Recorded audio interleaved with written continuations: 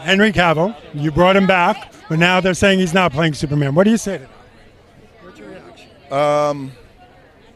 You know, all that I could do and that we could do when we're making Black Adam was to put our best foot forward, surround ourselves with the best people, and then also deliver the best movie we could.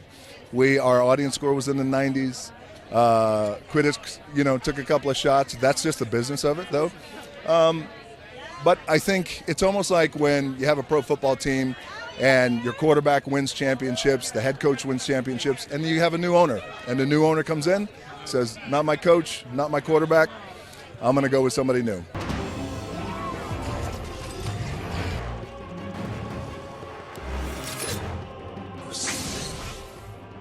In today's video, we're going to talk about the importance of Superman Legacy, which will be the first movie in the DCEU, aka the Gunverse, and the importance of why this movie has to bang. And no, I don't mean it has to make $1 billion. No one ever said that. The first movie in the DC universe has to perform. Now, the first movie in the DCU is not Joker 2, is not the Batman 2, because they're Elseworld stories, which, yeah, sure, because James Gunn and Pete Safran are co-heads of the DC studios, it would mean they are EPs on the Joker 2 and the Batman 2 by default, but that's got absolutely nothing to do with them in terms of working on it, because, let's be honest, most studio heads are EPs, executive producers, on every property that comes out via their studio by default. But Superman Legacy is the first real movie in this new DC universe, by definition, according to Mr. James Gunn himself, and also according to Pete Safran.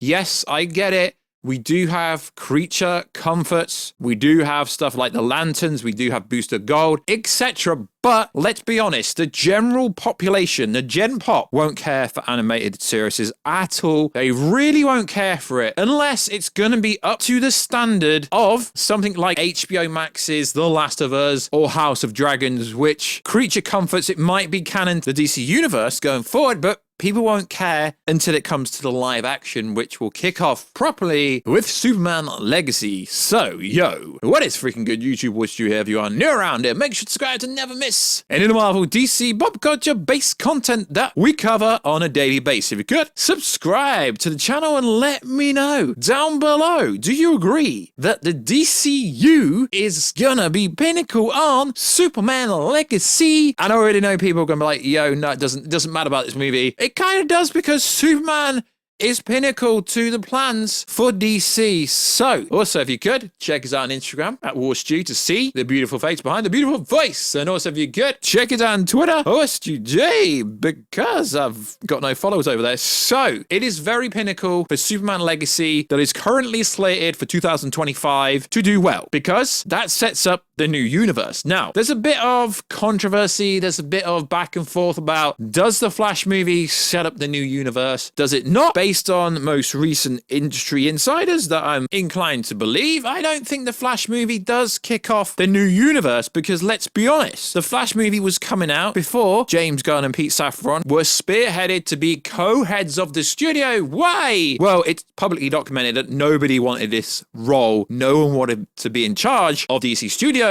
because it was that hard. Now, a lot of people seem to think I want DC Universe, the new DC Universe, to fail. No, I want it to flourish. I want it to prosper, but I will be heavily critical, because what I feel they should have done is use all the characters and actors that were already there, but change the story in the Flash movie. The Flash movie, the ending of the movie originally was going to set up the new universe, but some of the characters were still going to stick around. So yes, I am heavily critical, and some people might be like, you're a pessimist. No, I'm not, but I'm allowed to be critical, just like I am critical of the MCU, just like I'm critical of the Monsterverse. I'm very critical because the potential is there, but for some reason in the Flash movie, it was going to set up a new universe that was going to have a bunch of new characters that will form somewhat in the Flash movie, but all that's happened with the co-heads are they've taken out any connective tissue to the new universe, apparently, so the ending of the movie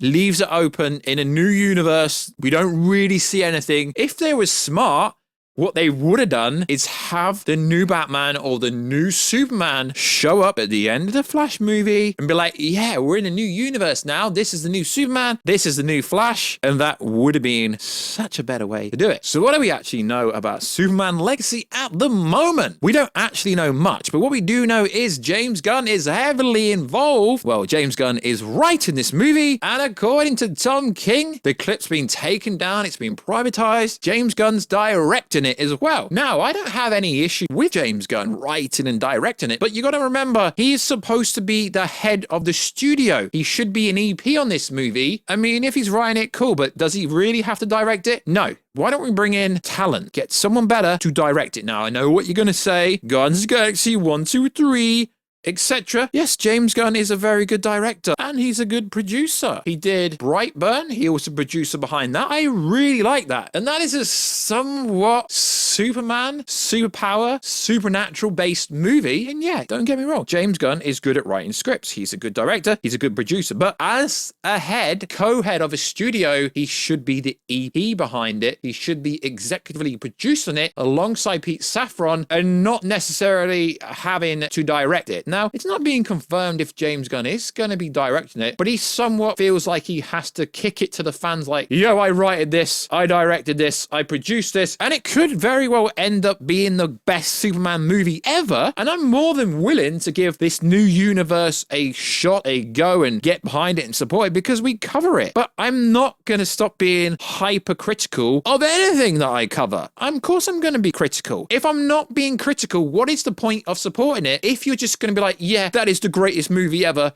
You know, like everyone that goes to screen is like everyone's saying, Shazam 2, it's the greatest movie ever. No, it's really not. Wait till the actual real reviews come out and see if it's the greatest movie ever, because you're not just going to say stuff like that. You know, like the Flash movie. Zaslav and James Gunn have both said it's the greatest comic book movie ever, but we'll be the judge of that. So, what information, what plot details do we have about Superman's legacy? Well, I think Wolfgang should be the Superman in the new universe.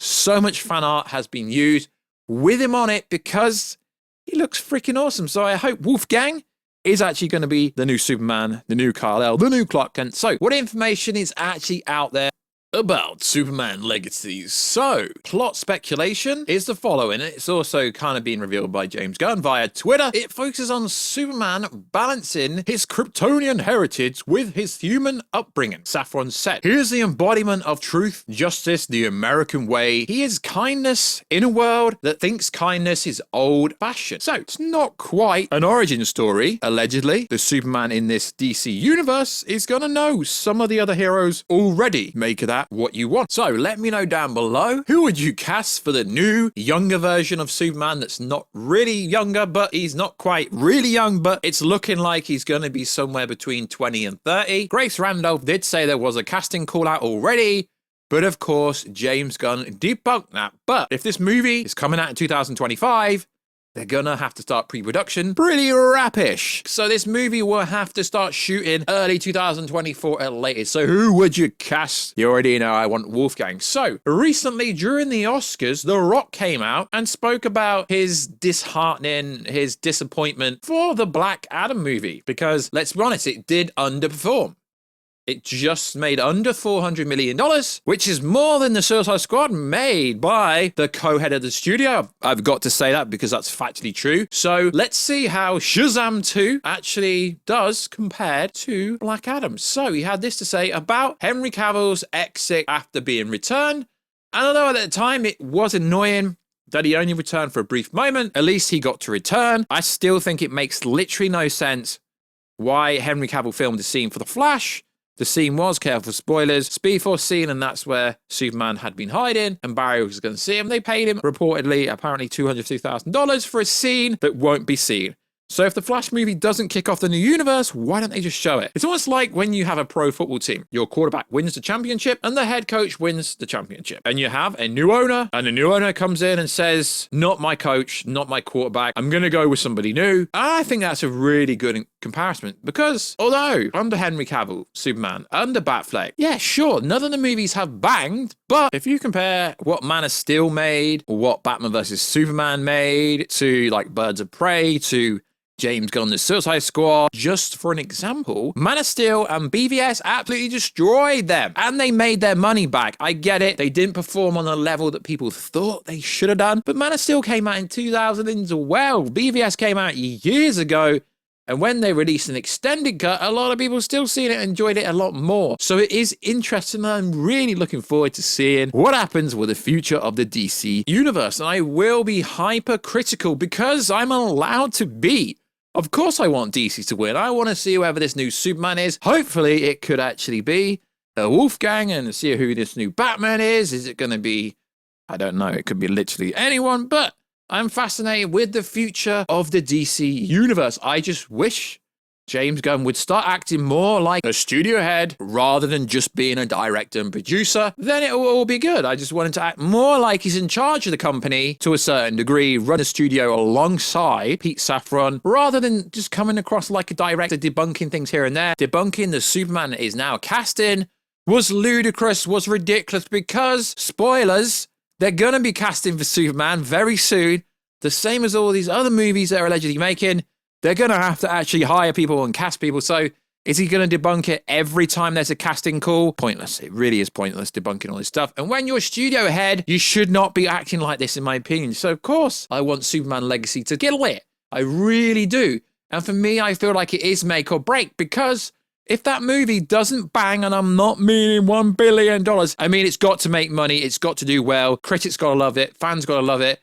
And then maybe people can get behind him properly. But at the moment, there is nothing to get behind that's actually derivative and derived from the new studio heads. Other than, yeah, sure, Joker 2 comes out next year, I believe, or some point. The Batman 2 will come out as soon as it's been finished and post-production is done, etc. Yes, they are part of the DC studios, but they're not part of the DCU. I think the new heads got lucky that Joker 2 and the Batman 2 were pretty much ready to shoot, because if they didn't come out, there would literally be nothing after Blue Beetle till 2025. So the Joker 2 and the Batman 2 has actually given the studio's head some breathing room before we can hopefully see this masterpiece that could be Superman Legacy. So like always, guys, check us out on Twitter, WarStuG. Check us out on Instagram at WarStu to see the beautiful face behind the beautiful voice. And let me know, what do you think of The Rock's comments? Do you think Superman Legacy is make or break for the DC Universe? I personally do. So like always, guys, I'll catch you in another video very soon. Catch you later.